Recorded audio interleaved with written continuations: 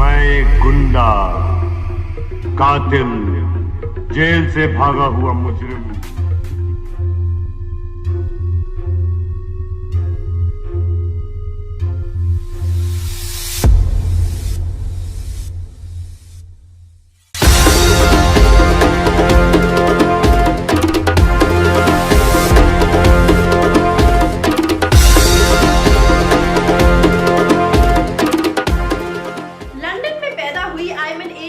बचपन से सपना था एक एक्ट्रेस बनने का और उसे स्कूल टाइम में एक अपॉर्चुनिटी भी मिली एक टीवी कमर्शियल में कास्ट होने की। उसने ये अपॉर्चुनिटी ग्रैब की और अपने माता पिता के साथ ऑडिशंस में गई और बस यहीं से शुरू हो गई आयमन की सक्सेस स्टोरी। उसका इस ऑडिशन में सिलेक्शन हो गया और सभी डायरेक्टर्स को उसकी परफॉर्मेंस बेहद पसंद आई और बस तभी से लंदन के सभी प्रोडक्शन हाउसेस में जैसे एक ही नाम था, आयमन एटन।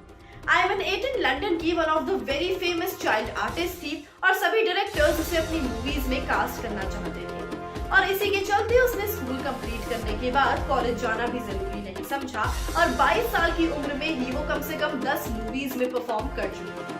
मूवीज हो या टीवी कमर्शियल्स या फिर वेब सीरीज, हर जगह सिर्फ आयमन एटन का ही नाम था। एक दिन वो अपने सेट पर सीन की शूटिंग कंप्लीट करके वापस आ रही थी कि तभी उसने देखा कास्टिंग डायरेक्टर किसी पर चीख रहा है। वो जब उस रूम में गई तब उसने देखा कि वो डायरेक्टर एक एक्स्ट्रास पर चीख रहा था और उसे कह रहा था कि उसका मेकअप ऑन पॉइंट नहीं है। आयमन ने उस डायरेक्टर से पूछा कि आखिर इस लड़के के मेकअप में क्या दिक्कत है। तब उस डायरेक्टर ने कहा कि इस लड़के का मेकअप इतना ज्यादा ट्रांसपेरेंट है कि अब भी इसके पीछे उसकी काली त्वचा दिख रही है। इसका मेकअप ऐसा होना चाहिए कि उसकी त्वचा बिल्कुल गोरी हो जाए। और बस तभी से आयमन एटन को ये बात खटकने लगी कि कैसे लंदन में आज भी गोरे और काले लोगों के बीच में इतना भेदभाव होता है। उसने इस पर थोड़ी और रिसर्च की और उसे पता चला कि ये सिर्फ लंदन में ही नहीं बल्कि पूरे यूके में वाइड स्प्रेड है और उसने एक्टिंग का काम थोड़ा सा साइड रख कर सोशल कॉजेस पर ध्यान दिया। उसने ब्लैक रीइंफोर्स मूवमेंट की शुरुआत की जहाँ वो ब्लैक लोगों के लिए लड़ती थी। अब डायरेक्टर्स को उससे परेशानी होने लगी क्योंकि वो उनका धंधा मंदा कर रही थी और साथ ही वो अपने एक्टिंग करियर पर भी इतना फोकस नहीं कर रही थी। अब एक समय आया जब उसे चूज करना पड़ा कि आखिर वो एक्टिंग करना चाहती है या फिर ब्लैक लोगों के लिए लड़ना चाहती है। उसने चूज किया ब्लैक लोगों के लिए लड़ना। आज तक आयमन यूके में कई सारे ब्लैक रीइंफोर्स मूवमेंट्स चलाती है और एक सोशल एक्टिविस्ट बन चुकी है।